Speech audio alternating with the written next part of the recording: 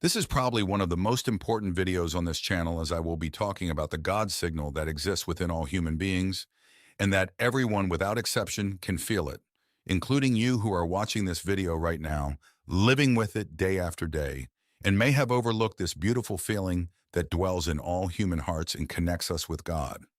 It's about the law of human nature, or the law written in the heart as portrayed in the Bible. It immediately reminded me of C.S. Lewis in Mere Christianity, masterfully addressing the essence of human morality and its divine origin. In the first chapter, Lewis unfolds the concept of the law of human nature, convincingly arguing that we all possess an innate sense of right and wrong, independent of culture or belief. This moral law, written in our hearts, not only guides our behavior, but also points to the existence of an absolute moral standard established by God. We can draw a parallel from the first chapter of his book, where he explains what the law of human nature is with the law written in the heart. In Romans 2:14-15, Paul writes, "For when Gentiles who do not have the law by nature do what the law requires, they are a law to themselves, even though they do not have the law. They show that the work of the law is written on their hearts, while their conscience also bears witness, and their conflicting thoughts accuse or even excuse them." Paul is addressing here the idea that even those who have not been exposed to the law of Moses, namely the Gentiles, non-Jews, often act in accordance with the moral principles of this law simply by following their own conscience. This suggests the existence of a universal moral law, engraved by God in the heart of every person. Everyone has seen people quarreling. Sometimes the quarrel sounds funny, and sometimes it sounds merely unpleasant. But however it sounds, I believe that we can learn something very important by listening to the kind of things they say. They say things like, "How would you like it if someone did the same to you?" "This seat is mine. I was here first." "Leave him alone. He isn't bothering you. You pushed first." "Give me a piece of your orange." "I gave you a piece of mine." "Come on, you promised." People say things like this every day, both the well-educated and the ill-educated, both children and adults. This excerpt from Mere Christianity by C.S. Lewis talks about how people, when they argue or quarrel, are not just expressing dislike or personal preferences. Instead, they are appealing to a set of rules or moral standards they believe are known and accepted by all. When someone complains about another person's behavior, it implies that there is a common right and wrong that both recognize. For example, if someone says you promised you wouldn't do that, they are not just saying they are disappointed. They are suggesting that breaking promises is wrong based on a shared understanding of keeping one's word. Interestingly, the accused person usually doesn't dismiss the existence of these rules. Instead, they try to justify their behavior by arguing that they didn't break the rule or that there was a valid reason for doing so in that specific situation. This indicates that even when people disagree, they often agree on the existence of some basic moral standard, a kind of law that governs fair and right behavior. If there were no such agreement on these basic standards, discussions would be impossible. They would devolve into physical confrontations or total indifference, with no room for argument or justification. Therefore, even in disagreements, a shared belief in certain fundamental moral principles that guide human interactions is revealed. Continuing with Lewis's ideas, the purpose of quarreling is to show that the other person is wrong, but it wouldn't make sense to do that unless you and they had some agreement on what is right and wrong, just as it makes no sense to say that a football player committed a foul if there wasn't some agreement on the rules of football. Now, the law or rule about right and wrong used to be called natural law. Today, when we speak of natural law, we're usually talking about things like gravity, heredity, or the laws of chemistry. However, when ancient thinkers called the law of right and wrong natural law, they were actually referring to the law of human nature. The idea was that just as all bodies are governed by the law of gravity and organisms by biological laws, the creature called human being also had its law, with one big difference. A body can't choose whether to obey the law of gravity or not, whereas a person can choose whether to obey the law of human nature or not. This issue can be viewed from another angle. Any person is subject to different sets of laws, but there's only one law they have the freedom to disobey. As a body, they are subject to gravity and cannot disobey it. Once suspended in the air, they have no choice but to fall like a stone. As an organism, they are subject to various biological laws that, like animals, they cannot disobey. That is, they cannot disobey those laws they share with other things, but the law peculiar to their human nature, the law they do not share with animals, plants, or inorganic things, is the one they can disobey if they wish. This law was called natural law because people believed everyone knew it by nature and didn't need to be taught by others. Of course, they weren't saying it would be impossible to find a strange individual out there who didn't know it, just as you can find people who are colorblind or have no talent for music. After reading your words, I conclude that the concept of natural law transcends mere observation of physical phenomena such as gravity or chemical reactions, delving into the depths of what it means to be human. Historically, thinkers like Aristotle, Cicero, and Thomas Aquinas contemplated natural law as an intrinsic moral guide, an internal compass that distinguishes humans from other creatures. This law not only prescribes how we should act, but reflects the moral structure of the universe, suggesting a divine or transcendental origin. The freedom of choice of the human being, the ability to obey or disobey this law of human nature, is what most distinctly sets us apart from the rest of the natural world. While celestial bodies move according to immutable physical laws and animals follow their instincts unquestioningly, humans are in constant dialogue with natural law, deciding when to heed its call to goodness, justice, and truth, and when to stray onto less virtuous paths. This unique capacity for choice places immense responsibility upon our shoulders. In our modern society, marked by diverse beliefs in the pursuit of individual autonomy, the notion of a universal natural law may seem challenging. However, it is precisely this capacity for choice, informed by a common moral sense, that allows us to engage in dialogue about ethics, human rights, and social justice on a global scale. Recognizing natural law as a moral foundation is not to restrict human freedom, but to acknowledge that our freedom is most meaningful when guided by universal principles that promote the common good. It is interesting to note how, despite the varied cultural expressions of morality, there is a common thread, a tacit agreement on fundamental values such as human dignity, equity, and mutual respect, reflecting the persistence of the law of human nature in all societies. This recognition does not deny the ethical and moral differences between cultures, but emphasizes a common ground that enables cooperation and mutual understanding in an increasingly interconnected world. Again, Lewis writes, however, taking the race as a whole, they thought that the human idea of dignified behavior was obvious to everyone. I believe they were right. If they weren't, then everything we said about war would have been absurd.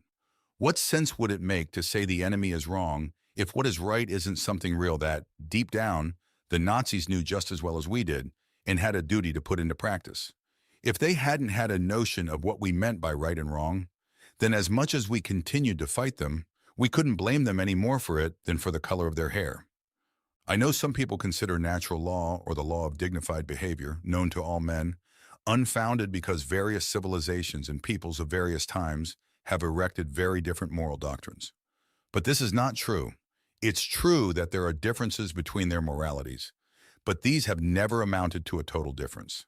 If someone took the trouble to compare the moral teaching of ancient Egyptians, Babylonians, Hindus, Chinese, Greeks, and Romans, they would indeed be struck by how similar they are to each other and also to our moral teaching. Some of the evidence for this is gathered in an appendix to another book of mine called The Abolition of Man. But for our present purpose, it's enough for me to ask the reader to just imagine what a completely different morality would be like. Imagine a country where people were admired for fleeing from battle or where a person took pride in having deceived all those who were kind to them. It would be like trying to imagine a country where 2 plus 2 equals 5. There is disagreement about the people you should be altruistic towards, whether it's just your own family or your fellow countrymen or everyone. But they have always agreed that you should never put yourself above others, as selfishness has never been something to be admired. People differ on whether you should have 1 wife or 4, but they have always agreed that you cannot simply have any woman you desire. But the most striking fact is this. Even if you can find a person who adamantly claims not to believe in right and wrong, that same person will appeal to it immediately afterward. They may even break the promise they made to you. But if you try to break yours with them, they will quickly complain that it's not fair. A nation may even say they don't care about treaties, but then the next moment they start presenting their case, saying that particular treaty the others want to break was unfair. Yet if treaties don't matter, if there is no such thing as right and wrong, in other words, if there is no natural law, what would be the difference between a just treaty and an unjust one?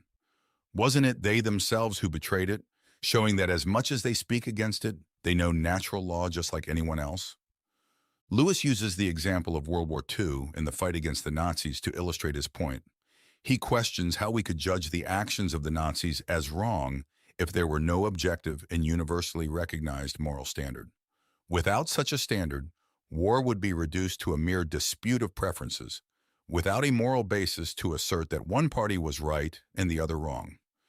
To reinforce his argument, Lewis challenges readers to imagine a society with moralities radically different from those we consider acceptable, such as one that values cowardice or deceit. He suggests that such an exercise is almost impossible because the differences between human moralities are variations around a common theme, not total discrepancies. He also addresses how, despite cultural variations on whom we owe our loyalty to or how many wives one can have, there is consensus on principles such as the rejection of selfishness and the unlimited right to desire.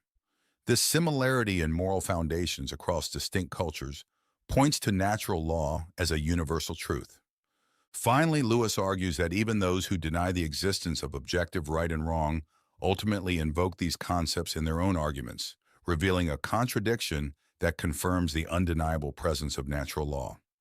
Even in the rejection of treaties or the breaking of promises, people naturally resort to the notion of justice, demonstrating that, deep down, they know and recognize the law of human nature. Continuing in your words, it seems then that we will be forced to accept that there is right and wrong. People can often deceive themselves about them, just as people sometimes make mistakes in calculations. But this is not a mere matter of taste or opinion, but of multiplication tables. Now, if we agree on this, I will move on to my next point, which is this. None of us actually observes natural law. If there is any exception among you, I apologize. It would be better for them to read another book, as nothing of what I'm going to say concerns them. And now let's turn back to ordinary human beings. I hope you don't misunderstand what I'm about to say, for I don't want to preach, and God knows I don't intend to be better than anyone else. I'm just trying to draw attention to the fact that this year, or this month, or more likely today itself, we have failed to adopt the kind of behavior we expect from others. We can use any excuse. That time when you were unjust to your children, it was when you were too tired. That somewhat shady deal, the one you almost forgot about, came up when you were financially tight. And what you promised to do for good old so-and-so and never did, well, you would never have promised to do it if you knew how busy you would be from that day on. And as for your behavior towards your spouse or husband or sister or brother, if I knew how annoying they could be, I wouldn't be surprised. And after all, who do I think I am? I'm no different at all. That is, I'm not very successful in observing natural law. And when someone tells me that I'm not observing it, an endless list of good excuses comes to mind. The question at this moment is not whether these excuses are good. The fact is that they are further proof of the depth of our belief in natural law, whether we like it or not. If we didn't believe in dignified behavior, why would we be so concerned about making excuses for not having behaved in a dignified manner? The truth is that we believe so much, we feel the rule of law pressing upon us so strongly, that we can't face the fact that we're breaking it and consequently trying to shirk responsibility. You end up realizing that it is only for our bad behavior that we give all these explanations, and it is only our bad mood that we try to justify by tiredness, anxiety, or hunger, while our good mood we attribute to ourselves. These are then the 2 points I would like to emphasize. First, that human beings from all corners of the world have this curious idea that they should behave in a certain way, and they really can't not do it. Secondly, individuals, in fact, do not behave in that way. They know the moral law, but they transgress it. These two facts are the basis of all clear thinking about ourselves and the universe we live in. In this revealing passage, C.S. Lewis confronts us with an uncomfortable yet undeniable truth about our human nature. We know right from wrong, but often fail to live according to that knowledge. This dilemma is not merely theoretical or philosophical. It permeates every aspect of our daily lives, affecting our relationships, our choices, and our spiritual growth. In everyday life, this conflict manifests in small choices and large dilemmas. Whether in the impulse to speak a harsh word in response to momentary frustration, the temptation to be dishonest for personal gain, or the omission of an act of kindness for convenience. Each of these moments represents an internal battle between following the natural law inscribed in our hearts and yielding to our human weaknesses. For Christians, this recognition of our fallibility should not lead to despair, but rather to an acknowledgement of the need for grace and redemption found in Christ. The message of the gospel is not that we must be perfect through our own efforts, but that despite our failures, we are loved by God and called to a life transformed by His presence. The Apostle Paul echoes this truth in his letters, especially when he speaks of his own struggle with sinfulness, Romans 7:15-25. The Christian life then becomes a continuous journey of repentance, seeking God, and allowing His Spirit to transform and empower us to live in a way that more faithfully reflects the natural law He has inscribed in our hearts. In practice, this means adopting a posture of humility, acknowledging our shortcomings and seeking forgiveness and restoration in relationships we've damaged. It also means striving daily to align our actions with the moral principles we recognize as true, seeking God's help to overcome tendencies that lead us astray. Furthermore, this understanding calls us to be patient and merciful with others, recognizing that everyone is fighting their own internal battles. Instead of quick judgment, we are called to offer the same love, grace, and encouragement we've received from God. Ultimately, recognizing our inability to perfectly fulfill the natural law leads us to a deeper dependence on God and a richer appreciation of His grace. It also motivates us to live more intentionally, seeking to reflect God's love and justice in every aspect of our daily lives. In this process, we discover that true transformation does not come from our strength, but from the transformative power of God's love working in and through us. And if you enjoyed, please leave a like and subscribe to the channel. If you wish to watch another inspiring video, check out the video I'll leave on the screen about anti-Christian habits that you should be aware of.